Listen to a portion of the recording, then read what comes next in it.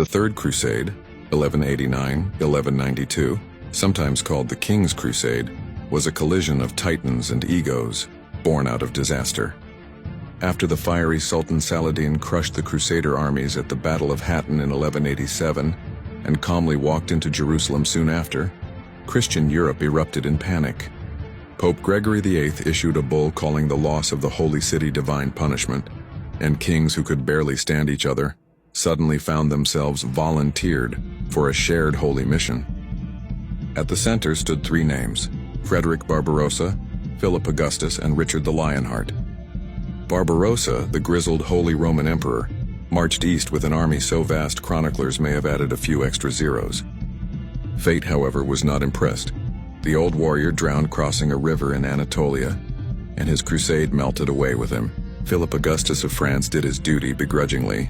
He joined Richard at the Great Siege of Acre in 1191. But after victory, he packed his bags and hurried back to France, more interested in nibbling at Richard's lands than nibbling at Crusader rations.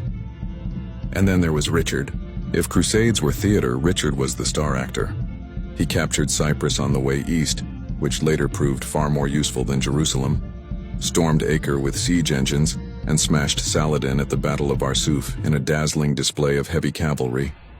Yet for all his brilliance, Richard saw the trap others missed. Conquering Jerusalem was one thing.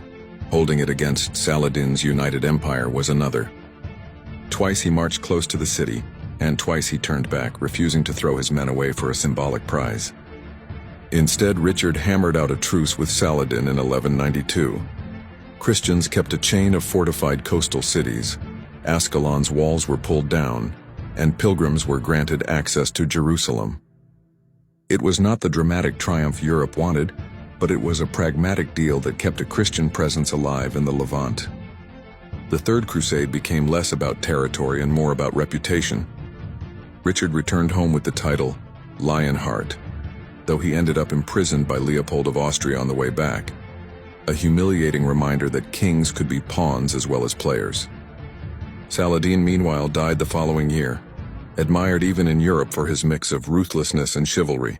In the end, the crusade failed in its stated goal but succeeded in crafting legends, of Richard sending for fruit while ill and Saladin obligingly providing it, of rival kings cooperating just long enough to argue over spoils, of a holy war that became a study in strategy, pride, and pragmatism.